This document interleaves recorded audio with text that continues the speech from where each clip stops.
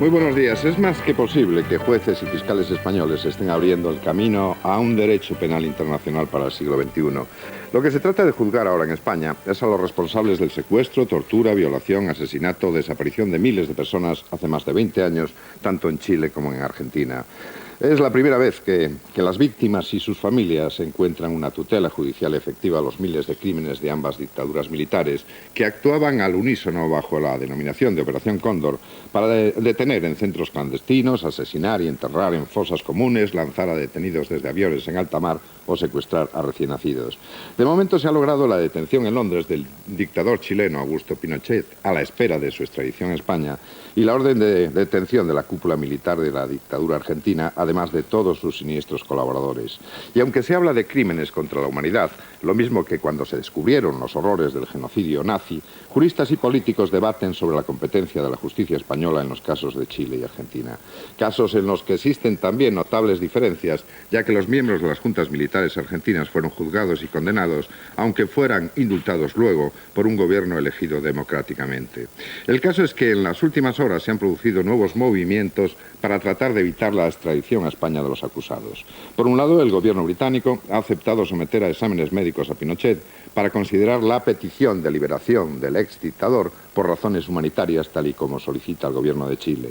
Por otro lado, el exmilitar argentino arrepentido Adolfo Stilingo niega ahora su declaración ante el juez Baltasar Garzón, en el que reconoció su participación en los llamados vuelos de la muerte, en los que se arrojaban a prisioneros desde aviones a alta mar. De todo ello vamos a hablar hoy con nuestro invitado, que fue quien inició, en nombre de la Unión Progresista de Fiscales, los procesos mediante querellas por los desaparecidos, lo que dio lugar a la detención de Pinochet y ahora a la orden de detención de la cúpula militar argentina. Sus denuncias se han convertido en este auténtico alud. Don Carlos Castresana es presidente de la Unión Progresista de Fiscales y fiscal anticorrupción. Muy buenos días. Hola, buenos días. Vamos a ver, ¿es posible que las presiones políticas al final influyan en el caso Pinochet? ¿No tiene la percepción de que tarde o temprano puede ser reenviado a Chile por razones humanitarias o por razones de salud, en este caso? ¿No tiene la percepción de que estamos más cerca de eso que de su extradición a España? Es difícil predecirlo. Yo creo que presiones políticas ha habido desde el primer momento, incluso desde antes de la detención del general Pinochet en Londres. Las va a seguir habiendo y, naturalmente, lo que nos depararán los próximos meses es si el camino de la Administración de Justicia puede proseguir a pesar de esas presiones, que en todo caso son inevitables en un caso que tiene la trascendencia política que el de la extradición del general Pinochet, pero en definitiva la cuestión es si vamos a poder seguir trabajando en el ámbito del derecho nacional y del derecho internacional, tanto el británico en cuanto al derecho nacional como el español, o si esas presiones, de manera irregular o de manera, entiendo yo, indebida, van a producir un resultado inesperado, distinto de aquel que el ordenamiento jurídico contempla. En el caso argentino, como bien sabe, hubo condenas y después indultos por un gobierno elegido democráticamente. Esto quiere decir que, por ejemplo, algún juez extranjero podría investigar, por ejemplo, casos de delitos ocurridos en España durante la época del franquismo, pese a que nosotros tuvimos una ley de amnistía en 1977. Eso podría ocurrir. No todos los hechos que se produjeron durante el franquismo pueden tener la calificación de crímenes contra la humanidad, pero en la medida en que el derecho internacional reconoce jurisdicción universal a los tribunales de todos los países del mundo por crímenes de esta naturaleza, como hipótesis se podría dar. Yo creo que prácticamente no habrá ningún responsable de los crímenes que pudieron ocurrir entre el 36 y el 39 o en los años posteriores que esté en condiciones de afrontar una demanda ante un Tribunal de Justicia, pero en el terreno de las hipótesis eso podría darse. Sin embargo, me da la impresión de que no es una hipótesis real porque se podría haber intentado antes y, sin embargo, sí quisiera aclarar porque hay una cierta desinformación en lo que se dice en estos días en muchos medios de comunicación. En Argentina se sometieron a juicio un total de 670 casos, ni uno más. Y esos 670 casos son solo una muy pequeña parte de los 30.000 en números redondos. Podemos diferir, pueden ser 15 o 20.000, pero en todo caso es solo una pequeña parte de los numerosísimos casos de asesinatos y de detenciones ilegales seguidas de desaparición. De manera que en Argentina la inmensa mayoría de los hechos nunca fueron juzgados. Es más, una parte que no se suele mencionar de la sentencia a las juntas militares indicaba, concretamente creo que era su conclusión o el apartado 40 de la parte dispositiva de la sentencia, que debía juzgarse todo lo demás, cosa que nunca se produjo. Y en realidad esta falta de juzgamiento de la inmensa mayoría de los hechos no tuvo como origen una decisión libre de un Parlamento democrático, sino que en realidad lo que tuvo como origen fueron las asonadas de los famosos carapintadas que ustedes recordarán perfectamente, primero del coronel Aldo Rico, después del coronel Seyneldin, que fueron lo que primero a través de la ley de punto final, después de la ley de obediencia debida y finalmente de los decretos de indulto, ya estando el presidente Menem, terminaron por producir la absoluta impunidad. Es decir, se juzgó solo una pequeña parte y de la pequeña parte que se juzgó además no se cumplieron las condenas, se cumplieron unos pocos de los años porque el general Videla o el general Masera fueron condenados a reclusión perpetua y no cumplieron esa condena. Aldo Rico, que por cierto es ahora el jefe de la policía de Buenos Aires, ya lo hablaremos si pues fíjese. Tenemos tiempo. Bueno, pero en Argentina y en Chile se ha reabierto ahora mismo el debate sobre memoria u olvido. Por eso sería muy importante saber con exactitud si España tiene o no tiene jurisdicción sobre estos casos ocurridos en Argentina y Chile.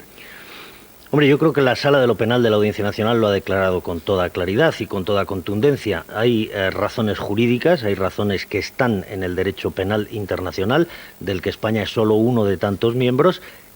De hecho, es un miembro que se incorpora tarde, pero se incorpora de manera leal a la comunidad internacional, asume e incorpora en su derecho interno todas las obligaciones que se derivan de ese derecho internacional, y yo creo que hay una razón de legitimidad evidente, que quizá no se recalca suficientemente, pero que, siendo una desgracia, es una razón de peso que hay que resaltar. Si los hechos, como es razonable, como es natural, se hubieran juzgado en Chile y en Argentina, nada tendríamos que decir desde el resto de la comunidad internacional. Pero producido el no juzgamiento o el juzgamiento limitadísimo en el caso de Argentina, de todos los demás países del mundo, España tiene el triste honor de ser el primero en número de víctimas después de los propios argentinos y chilenos, con una diferencia muy importante además respecto de cualquier otro país del mundo. Muy bien, pues abrimos este diálogo porque están con nosotros Consuelo Sánchez Vicente. Muy buenos días. Buenos días. Don Carlos Dávila, muy buenos días. ¿Me permites, Consuelo? Porque, claro, usted dice que la Audiencia Nacional, la Sala Segunda de la Audiencia Nacional, ha dictaminado la competencia.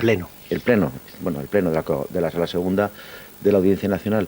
Pero en el 95, sus colegas fiscales, la Fiscalía de la Audiencia Nacional, que entonces dirigía, si no estoy mal informado, el señor Aranda, dijo exactamente todo lo contrario. Usted es fiscal. ¿Cómo explica esa contradicción?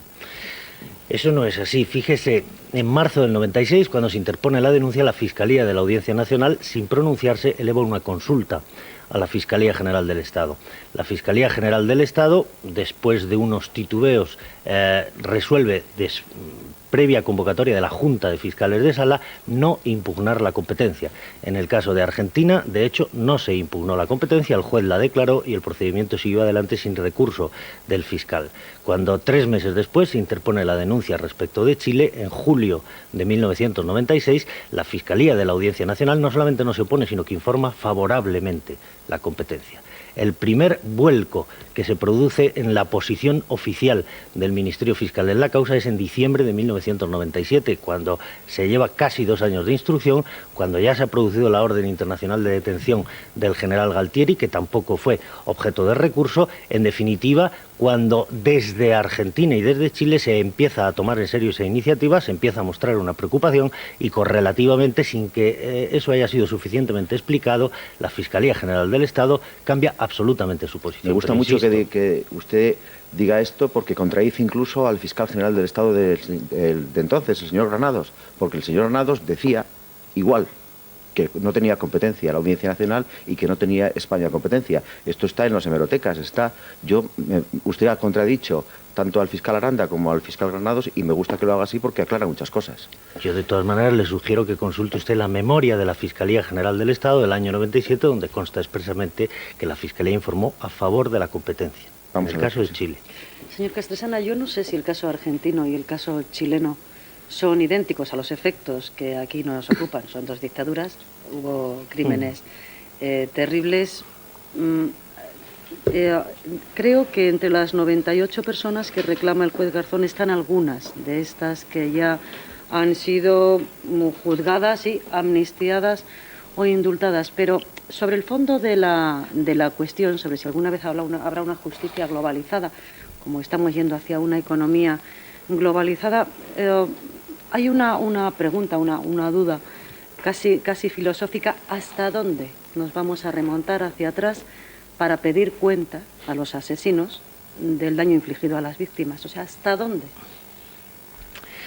Mire usted, los límites no los podemos no poner nosotros caprichosamente. En primer lugar, nos vamos a remitir solo a lo que sean crímenes contra la humanidad. Hay muchas dictaduras, hay muchos sistemas antidemocráticos en el mundo que violan los derechos humanos, pero naturalmente incluso en el terreno de las violaciones de derechos humanos hay una medición posible.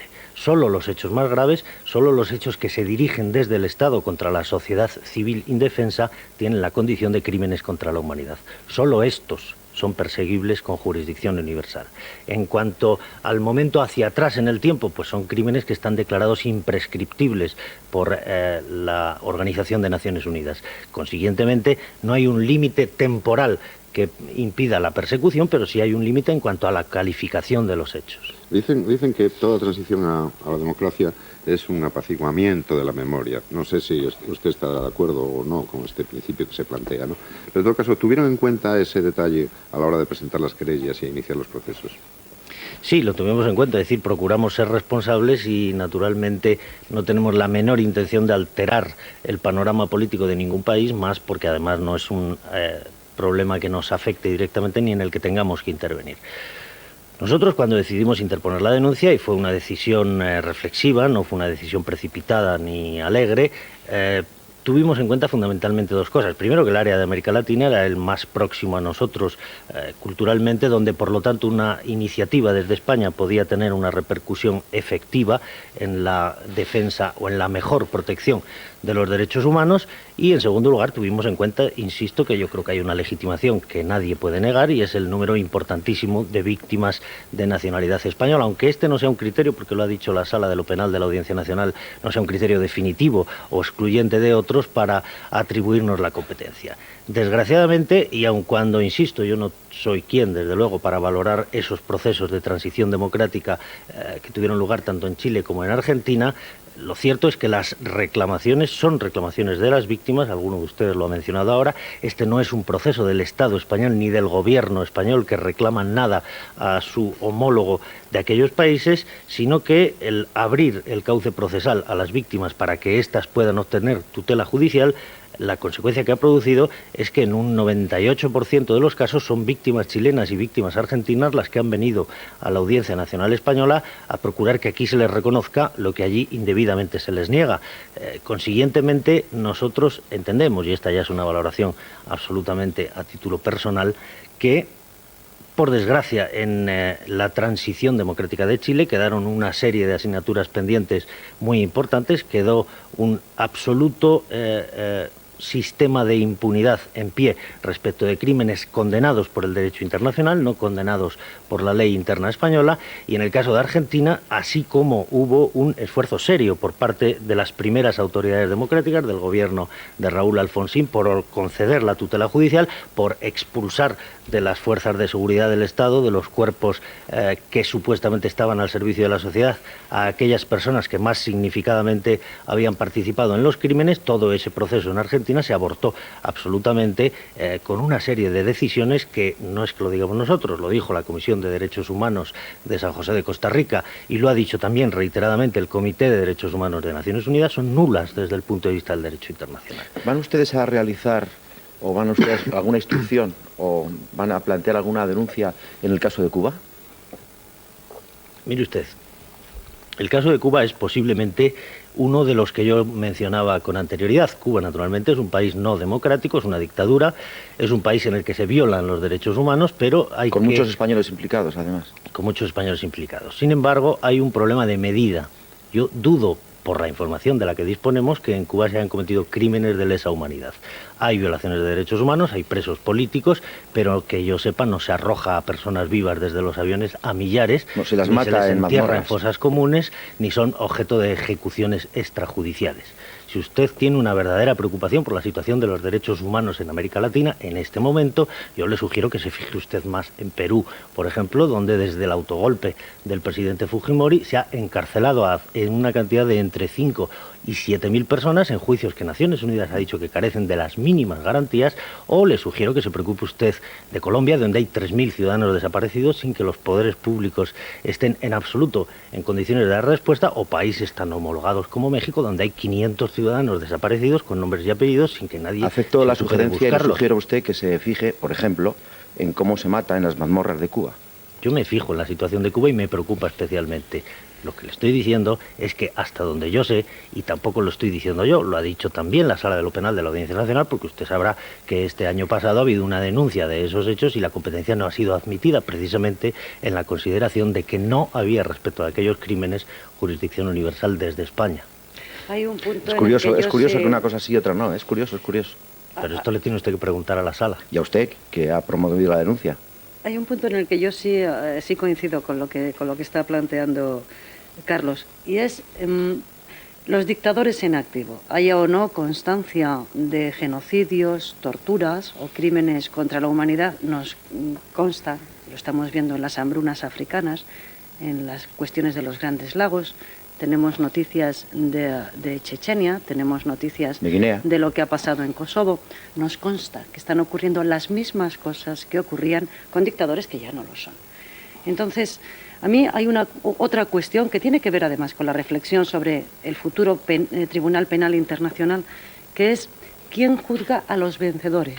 O sea, a la gente que en estos momentos está mandando en los países, o a la gente que, siendo dictadores y siendo tiranos, están protegidos, digamos, por el nuevo orden mundial. ¿Esa cuestión usted cree que tendrá respuesta algún día? Pues es posible que en el siglo próximo, pero también es posible que los que estamos aquí no lo veamos. Yo creo que el derecho penal internacional ha estado dormido durante prácticamente 50 años, consecuencia directa posiblemente de la Guerra Fría, pero lo cierto es que todas esas normas que empezaron a entrar en vigor a partir de 1945 quedaron casi sin aplicación desde 1950 y ha tenido que ser en el 93 el tribunal que el Consejo de Seguridad de Naciones Unidas decide constituir para la ex Yugoslavia el que empiece a resucitar esto. Yo creo que el momento es esperanzador, sin perjuicio de que en ese ámbito de la comunidad internacional pues tenemos que ser tan voluntaristas como escépticos, y no creo que sean cosas contradictorias o incompatibles. Yo creo que lo expresaba muy bien hace poco Mario Vargas Llosa, la decisión de la comunidad internacional, que no es ya una decisión española, porque respecto del general Pinochet hay que recordar que hay 4 órdenes de extradición en vigor, no solo la de España, está la de Francia, está la de Bélgica, está la de Suiza, y tiene procedimiento penal abierto en otros 4 o 5 países. En total me parece que son 10 países, unos de la Unión Europea y otros no, que persiguen actualmente al general Pinochet. Eso es un avance respecto de lo que se producía en los años 60, en los años 70 o en los años 80. Naturalmente, yo creo que es absolutamente ilusorio pensar que estemos en condiciones, en ese contexto de la comunidad internacional, como para que alguien pida responsabilidades de lo que los norteamericanos hicieron en Vietnam o de lo que los soviéticos hicieron en Afganistán. No hemos llegado a ese nivel.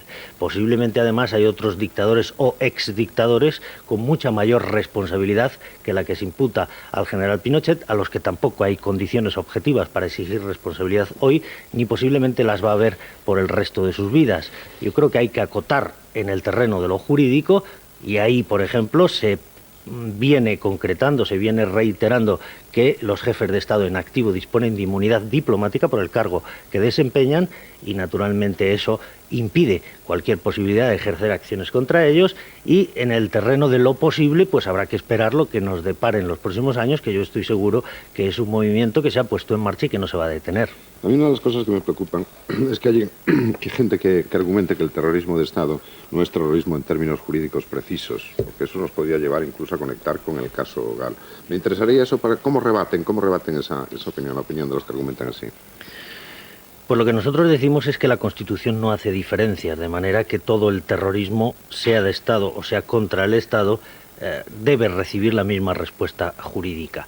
En el terrorismo de Estado en relación con el otro hay una diferencia de hecho fundamental, así como el terrorismo que se dirige desde grupos de la sociedad contra el Estado es suficientemente perseguido en términos generales, es decir, el Estado tiene mecanismos de respuesta y además los pone en marcha en España y en los demás países. Respecto del terrorismo de Estado, como es el propio Estado quien debería perseguirlo, normalmente la sociedad queda indefensa. Respecto de estos fenómenos de terrorismo de Estado es de los que deben arbitrarse soluciones alternativas, porque parece que los gobiernos, por razones obvias, no suelen estar interesados en su efectiva persecución. Así pues, para nosotros, cualquier actuación al margen de la legalidad, incluso en situaciones de dictadura, esto es lo que pasó en Argentina o en Chile, donde los propios organismos que han tomado el poder por la fuerza se dedican a saltarse no solo la ley que han derogado, no solo la Constitución que han derogado por las armas, sino incluso su propia legalidad formal, es decir, cuando una dictadura no detiene, juzga y condena, sino que secuestra, tortura, asesina y hace desaparecer los cuerpos, eso es terrorismo, aunque venga del Estado. ¿Por qué? Pues porque uno de los elementos fundamentales del delito de terrorismo es el actuar en bandas armadas, en grupos clandestinos que cometen delitos muy graves contra la vida con intencionalidad política y con la intención de subvertir el orden constitucional. Yo entiendo que siempre subvierte el orden constitucional actuaciones de esa naturaleza, tanto si se comete con la intención de destruir ese orden como con la hipotética finalidad de defenderlo con métodos alternativos. Yo creo que ningún sistema democrático se defiende con métodos de terrorismo de Estado y que, por lo tanto, debe obtener la misma respuesta penal que el terrorismo que no es de Estado, sino que es contra el Estado. Entonces hay similitudes entre el caso Gali y lo que ocurrió en Argentina y Chile. Similitudes cualitativas sin ninguna duda, cuantitativamente la diferencia es obvia, pero en todo caso, insisto, yo creo que en efecto ambas deben recibir la misma calificación. No entiendo por qué un atentado de ETA debe considerarse terrorista o el coche bomba que el general Pinochet manda poner a Orlando Letelier no debería ser considerado exactamente de la misma forma. Señor Castresana, antes hablaba usted de presiones políticas en el caso Pinochet y lo decía de una forma sin expresar cuáles son esas presiones políticas. ¿Usted tiene noticias de presiones políticas concretas en el caso de Pinochet? ¿Y cuáles son? Están en todos los medios de comunicación. No, pero usted como fiscal y que fue responsable de la denuncia en la Asociación Progresista de Fiscales y luego ahora me imagino en el tema en el asunto de la corrupción, tendrán que tener algún dato para hacer esa imputación. Yo le estoy diciendo, están en los medios de comunicación. Usted debe saber, igual que yo, que desde hace un año funciona un lobby en Gran Bretaña que está compuesto pues desde el diputado Lamont hasta Margaret Thatcher, pasando por el apoyo de George Bush, del Vaticano, ahora del arzobispo de Canterbury, etcétera. Es decir, hay una presión objetiva y real sobre las autoridades británicas. Me refería sobre todo a España. Y dentro de España parece evidente que al menos desde mediados de 1997 se han producido una serie de visitas de altos cargos, tanto chilenos como argentinos, el jefe de los servicios secretos argentinos, por ejemplo, el general Torres, auditor militar chileno, por ejemplo, más todas las que se hayan producido a la luz o a la menos luz en el área de las relaciones diplomáticas. Es evidente y además es razonable. Mire usted, si una cosa es que un proceso se pueda considerar político y otra cosa es que un proceso desde el orden jurídico, y en esto no debemos ser ingenuos, produce una serie de repercusiones extraprocesales en lo que es puramente político y naturalmente quienes tienen una responsabilidad en ese terreno tienen que ocuparse del asunto y buscarle una salida en lo que es el área de su competencia. Entre las presiones políticas, ¿calificaría usted de tales la visita en mayo de Felipe González a Chile y luego sus declaraciones? Pues yo no sé ni a qué fue Felipe González a Chile, ni con quién se entrevistó, ni cuál pudo ser el sentido último, pero lo que sí es evidente es que las declaraciones públicas de Felipe González, decantándose muy claramente en una de las posibles opciones, en el caso Pinochet, y decantándose incluso a veces de manera, yo creo, poco respetuosa para con las víctimas, no deja de ser una toma de posición política que no tanto en España, sino sobre todo en América Latina, donde Felipe González es una figura muy respetada, muy escuchada, pues supone en cierta medida, evidentemente, no le digo una presión directa sobre el tribunal, porque yo creo que el tribunal tiene que tener la cabeza fría y resolver con la ley, pero sí sobre el resto de interlocutores políticos que están interviniendo. Yo al señor Pinochet la verdad es que deseo que se le juzgue por el procedimiento que está en marcha y no consigo, además, que me conmueva su situación. Pero los países La convivencia entre los países y dentro de los propios países. Los países tienen derecho a organizarse sus transiciones como les parezca. Y luego la convivencia entre países quizá debería dejar algún resquicio a lo que estamos viendo ahora entre los gobiernos implicados en el caso Pinochet, a la razón de Estado o al asunto interno, ¿o no? Sí, siempre que eso sea compatible con el derecho. Es decir, hay una serie de medidas que se pueden adoptar desde el punto de vista del derecho interno que son absolutamente legítimas, pero que en todo caso deben respetar el derecho internacional que es prevalente. Yo le pongo el ejemplo. ¿Alguien hubiera aceptado en la comunidad internacional que en 1950, por ejemplo, el gobierno democrático o el Parlamento democrático de la República Federal Alemana hubiese indultado a los criminales nazis? Podía haberlo hecho. Esa decisión incluso se podía entender vinculante para los tribunales alemanes, no, desde luego, para los del resto del mundo.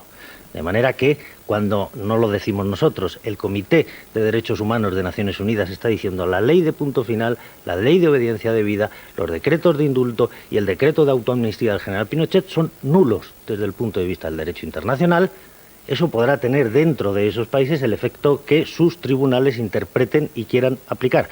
Pero en el resto de la comunidad internacional tiene un efecto evidente. Esas leyes son inexistentes. Sí, pero vamos a ver, sí. Voy a salir con el Kosovo, porque aparentemente desde la intervención en Kosovo ya no se considera injerencia en asuntos internos la defensa de los derechos humanos, ¿no? Pero eso tiene una dudosa legalidad, y la prueba es que discutimos durante mucho tiempo esa legalidad porque el Consejo de Seguridad de Naciones Unidas no había autorizado esos ataques, ¿no? Entonces, ¿cómo resolver esa legalidad? Hombre, en todo caso, injerencia por injerencia a mí me parece mejor para el conjunto de la humanidad, que es en definitiva lo que se trata de proteger, la injerencia que supone abrir un procedimiento judicial, que la injerencia que se supone bombardear poblaciones donde hay naturalmente una inmensa mayoría de ciudadanos civiles que son víctimas absolutamente inocentes.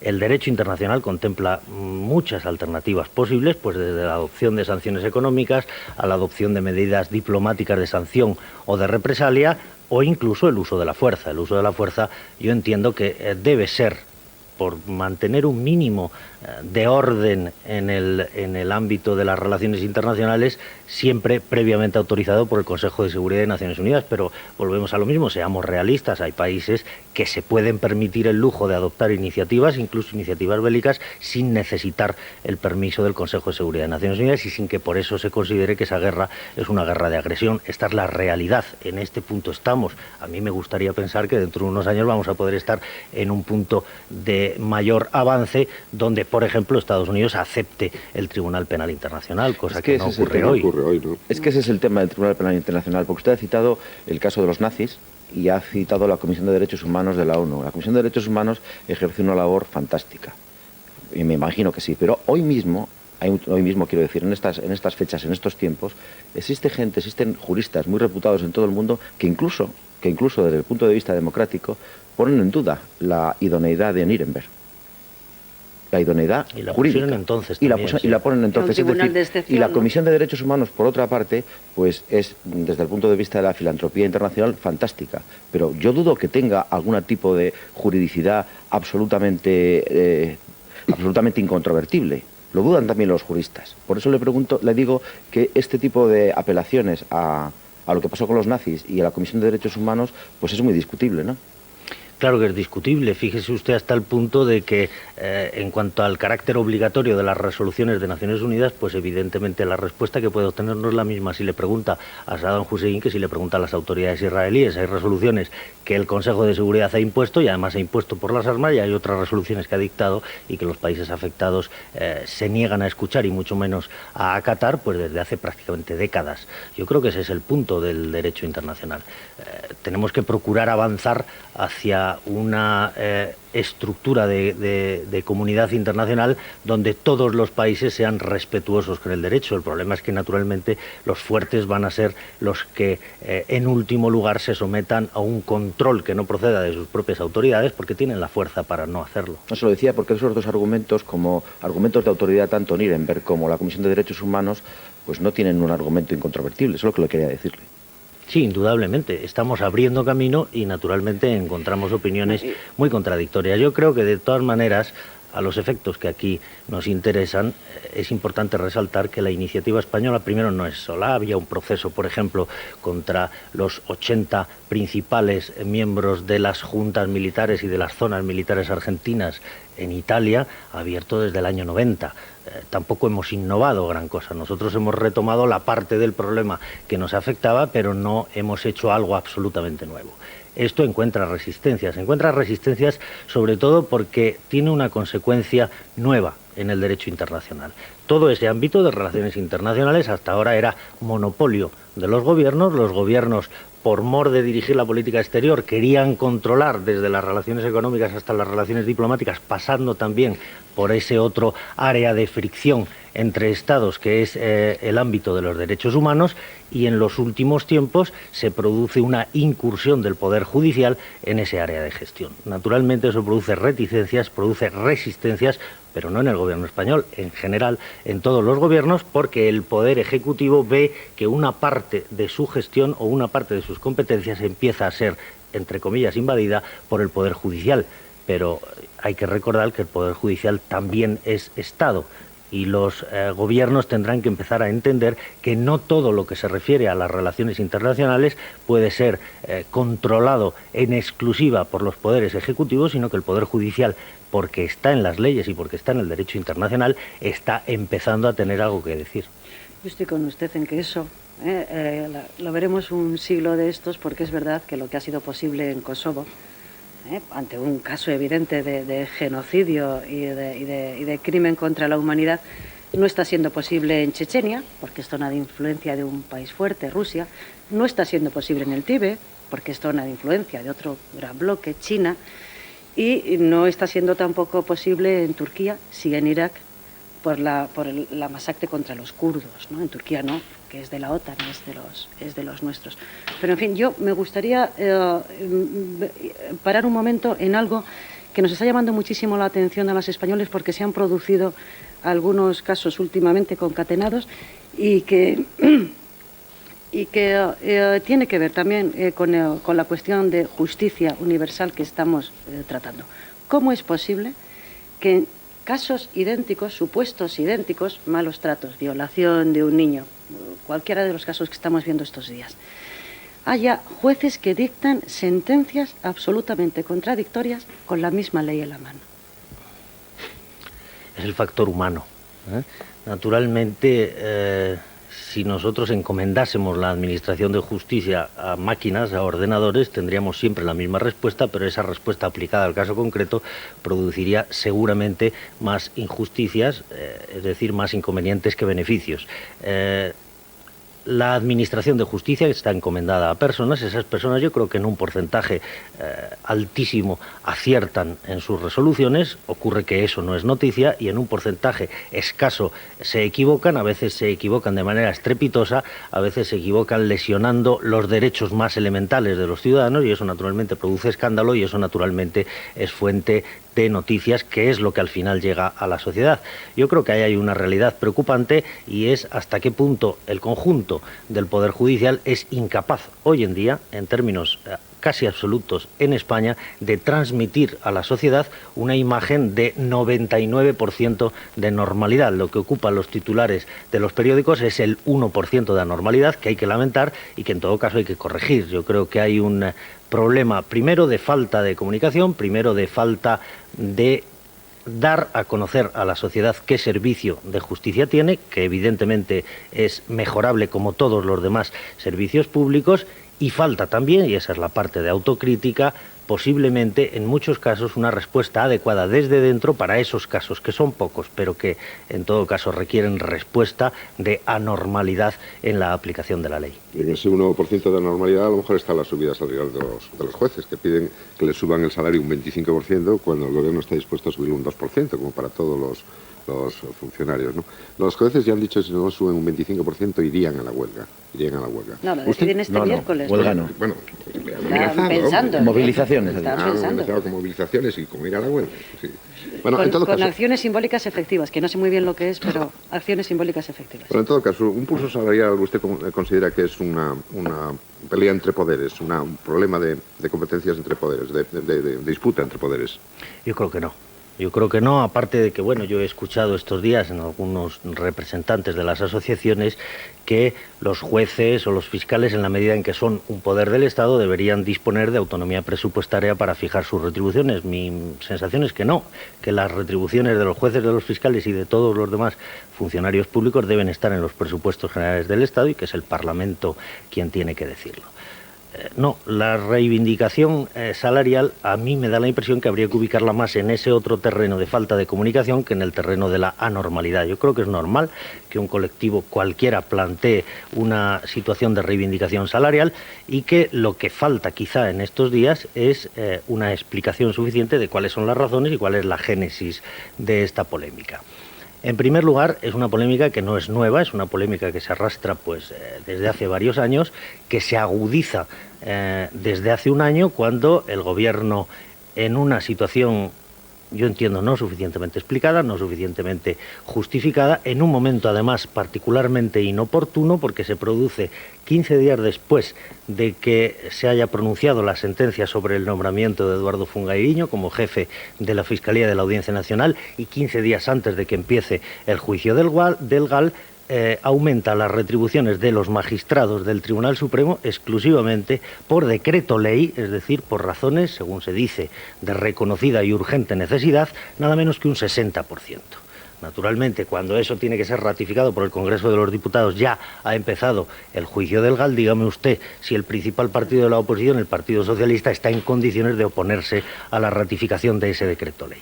Esa es una subida desastrosa, es una subida que, sacada de contexto, no tenía justificación alguna y es la que naturalmente despierta que los otros estamentos de la carrera digan, bueno, pues si a esto le suben un 60% y si 15 días después el Consejo General del Poder Judicial, que ese sí tiene autonomía presupuestaria, sube a sus vocales otro 60%, pues a nosotros también una parte del pastel.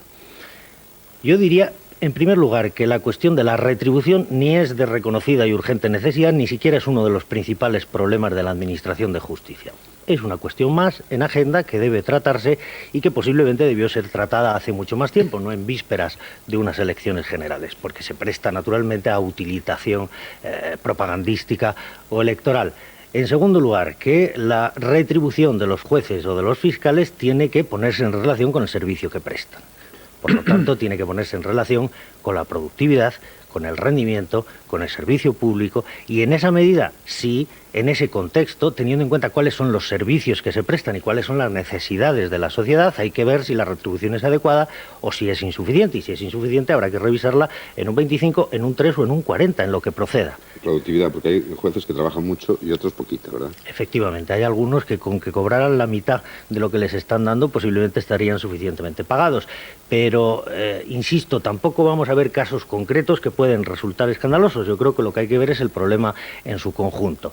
El problema en su conjunto es que usted tiene en la España rural, donde empieza normalmente el desempeño de su carrera por parte de todos los jueces y de todos los fiscales, personas que están de guardia 365 días al año, que tienen una responsabilidad en la vida, en la libertad, en la hacienda de los ciudadanos de enorme repercusión para los derechos de esos ciudadanos y que por ese turno que, salvo los periodos vacacionales, es día y noche, incluyendo fines de semana, reciben 280.000 pesetas al mes. Eso es mucho, eso es poco. Yo creo que eso debe ser objeto de un debate.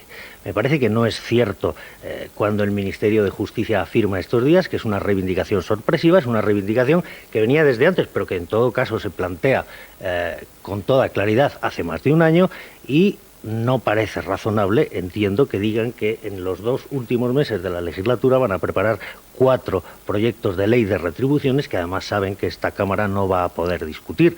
Han tenido 4 años para contemplar ese problema.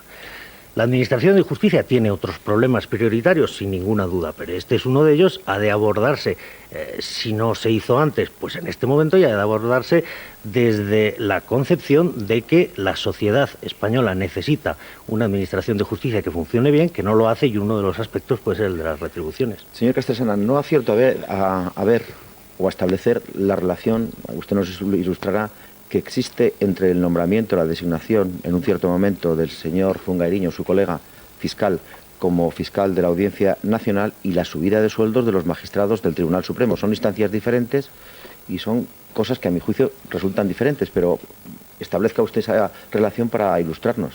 La única relación es cronológica. Pero bueno, ¿pero qué tiene que ver una cosa con otra? Pues que le subieron el 60% del sueldo 15 días después de publicar la sentencia. Es la única coincidencia temporal que yo he mencionado. No entienda usted, porque no ha habido ninguna sugerencia en ese sentido, que los magistrados pudieran haber estado influidos por la subida salarial, que entre otras cosas no era previsible cuando ellos dictan sentencia y que se produjo 15 días después. Yo lo he mencionado exclusivamente para subrayar la inoportunidad del momento elegido por el gobierno. No por ninguna otra Pero es que también sucedieron en España cosas ocurrentes en aquellos días o concurrentes en aquellos días y usted no establece la relación. Es que no tiene nada que ver una cosa con otra. Pero es que no he sido yo el que he dicho que había que subir un 60% a los magistrados del Supremo por razones de reconocida y urgente necesidad. ¿Usted conoce alguna reconocida y urgente necesidad que hubiese en aquel momento que no hubiese un año antes o un año después? Sin duda. Señor Castresana, yo, en fin, estoy un poco ahora mismo con los pelos de punta más que de costumbre. ¿Está la justicia tan politizada como está usted dando a entender? Yo creo que sí, que en determinadas instancias está demasiado politizada y además diría que en una parte por responsabilidad de la propia Administración de Justicia, pero en una parte importantísima por responsabilidad de fuera de la Administración de Justicia. Yo creo que los procedimientos judiciales que en los últimos años han ido al Poder Judicial, a la Audiencia Nacional y a la Sala Segunda del Tribunal Supremo fundamentalmente, han producido una radicalización del debate dentro y del debate desde fuera hacia dentro de la Administración de Justicia absolutamente negativa. Yo creo que quizá ahora sea el momento de reflexionar, de intentar recomponer ese mapa tan deteriorado y de intentar devolver a la Administración de Justicia el prestigio que ha perdido y ha perdido sobre todo por parte de agentes externos. Porque las resoluciones judiciales son criticables, naturalmente a veces acertarán y a veces no acertarán. Lo que no entiendo es que si se ha producido, y eso posiblemente sea responsabilidad de todos, un traslado de todos, cada uno de su parte naturalmente, de la discusión política al terreno jurídico, al terreno de los tribunales, eso fundamentalmente se deriva. Claro, quienes tienen la principal responsabilidad son quienes desde los organismos del Estado delinquieron, esto parece evidente, y quienes en un momento determinado impidieron que el Parlamento fuese el lugar donde de manera natural se controlase la actividad del Gobierno y donde el Gobierno y las demás instancias del Poder Ejecutivo tuviesen que responder ante la sociedad en el terreno de la responsabilidad política. Me da la impresión, sin embargo, que después el cúmulo de actuaciones que desde los medios de comunicación se dirigen de manera hartamente irreflexiva, de manera altamente injustificada, no contra las resoluciones, que eso es legítimo, sino contra las personas de los magistrados que tienen que dictar esas resoluciones además que termina por parecer absurdo, porque cuando un problema llega a la Administración de Justicia y se dice esto tiene que resolverse porque son conductas delictivas en este área y finalmente se resuelve, es objeto inmediatamente de un indulto por parte del Gobierno, entonces decir, bueno, ¿para qué trajeron ustedes esto a los tribunales de justicia si no estaban dispuestos a que esto siguiera hasta sus últimas consecuencias? ¿Y usted tuvo presiones políticas? Lo digo porque se ha apuntado que la retirada de Jesús Gil o la decisión de no presentarse a las próximas elecciones generales y autonómicas, Jesús Gil, al que usted investiga por el caso Atlético, se debió a que de esa manera pues podía a lo mejor relajar un poco, suavizar de alguna manera la presión de los jueces, la presión de la justicia que existe sobre él en estos momentos. ¿Usted ha tenido presiones políticas por este caso o por otros casos, pero por este caso? No, absolutamente ninguna, y además tengo que decirlo. Lo puedo decir con la libertad de que no tengo nada que esconder. En el caso del señor Gil, la Fiscalía Anticorrupción, en más de 3 años que estamos ya en diferentes procedimientos en Málaga, en la Audiencia Nacional, en diligencias de investigación, etcétera, encargándonos de este asunto, hemos recibido en más de 3 años, insisto, una sola instrucción por escrito del Fiscal General del Estado en un sentido bien distinto del que posiblemente el señor Gil podría sospechar. Nunca más hemos recibido ni una sola indicación ni de proceder ni de dejar de proceder. Sí, señor Castresana, del tema Gil, en un cierto momento, hace un par de meses o 3, cuando ustedes iniciaron aquellas instrucciones en el caso del Atlético, me parece que ha sido en el caso del Atlético, la opinión pública, muy mayoritariamente, casi todos los periódicos, esos que usted ha lanzado algún tipo de crítica sobre las relaciones con los tribunales y de los que podríamos hablar, tenían unanimidad en el siguiente criterio. ¿Por qué ustedes desde la Fiscalía Anticorrupción no interpusieron una querella contra el señor Gil si los datos eran tan claros? ¿Por qué, sin embargo, hicieron juicios de opinión o juicios de valor que mucha gente comparte o compartimos? Y, sin embargo, no hicieron lo que ustedes se supone que tienen que hacer, que es querellarse contra una persona que está en esa situación. Respecto al Atlético de Madrid. Es que no sé si el Atlético de Madrid, no recuerdo, pero alguna de las actuaciones de Gil en el Ayuntamiento que ustedes tienen en estos momentos en instrucción. Nosotros, de todas las actuaciones que hemos entendido constitutivas de delito, hemos ejercido su la relación penal, interpusimos una demanda, con un presunto querella. Famoso mafioso italiano. Ah, ya sé a lo que se refiere usted. Sí. No, bien, le aclaro, vamos a ver. En el caso que nosotros detectamos de lo que consideramos que era una malversación de fondos públicos del Ayuntamiento de Marbella, interpusimos la correspondiente querella ante los juzgados de Marbella. En el caso que entendimos constitutivo de una serie de delitos, fundamentalmente un delito de estafa respecto del Atlético de Madrid, interpusimos otra querella. En el caso en el que nosotros detectamos una serie de relaciones personales y comerciales de estos ciudadanos a los que usted está haciendo mención, con unos ciudadanos que la autoridad judicial italiana nos decía que estaban vinculados a grupos mafiosos. El padre de la juez de Marbella, vamos. Lo pusimos de manifiesto porque el mantener relaciones en sí mismo no es ningún delito, a los únicos efectos que entendíamos que requerían una respuesta jurídica en aquel momento, que era a los efectos disciplinarios respecto de la magistrada de Cana de Marbella. Tenga usted la seguridad que si esas relaciones se concretan o llegamos a conocer que se concreten en actuación delictiva alguna, pues ejerceremos las acciones oportunas. El señor Gil lo que dice es que ustedes, los fiscales anticorrupción, le tienen manía y que están haciendo una conspiración contra él. No sé si tiene algún fundamento esta acusación, pero me extraña que si no la tiene ustedes no se hayan querellado contra él por ataque a su honor, a su independencia. Mire usted, nosotros no debemos ni legalmente podemos responder a lo que digan los imputados. Ellos están en su derecho de decir lo que quieran, no están en su derecho naturalmente de calumniar ni de injuriar, pero si eso se produce no somos nosotros quienes tenemos que dar la respuesta. La regulación del nuevo Código Penal desde 1995 ha producido, a mi entender, en mi opinión exclusivamente personal, un vacío legal que produce una indefensión para los funcionarios que se encargan de la tramitación de procedimientos judiciales grave. Grave porque produce una disfunción en el procedimiento, porque destruye el objeto del proceso, que es lo que en definitiva interesa a la sociedad, porque a la sociedad no le interesa el honor personal del funcionario. Ahora bien, si desde el momento en que un procedimiento judicial se inicia, el imputado o los imputados, bien porque sean políticos de alto nivel, bien porque sean empresarios, bien porque sean personajes populares, bien porque dispongan de un poder de hecho de origen cualquiera que les sitúa en una posición de privilegio respecto del común de los ciudadanos, pueden dedicarse a través de los medios de comunicación a dinamitar el objeto del proceso, destruyendo la imagen personal del juez o del fiscal encargados del asunto. Estos no pueden defenderse en la medida en la que desde el momento en que adopten cualquier iniciativa en ese terreno tienen que abstenerse o pueden ser recusados, que es lo que estas personas están buscando.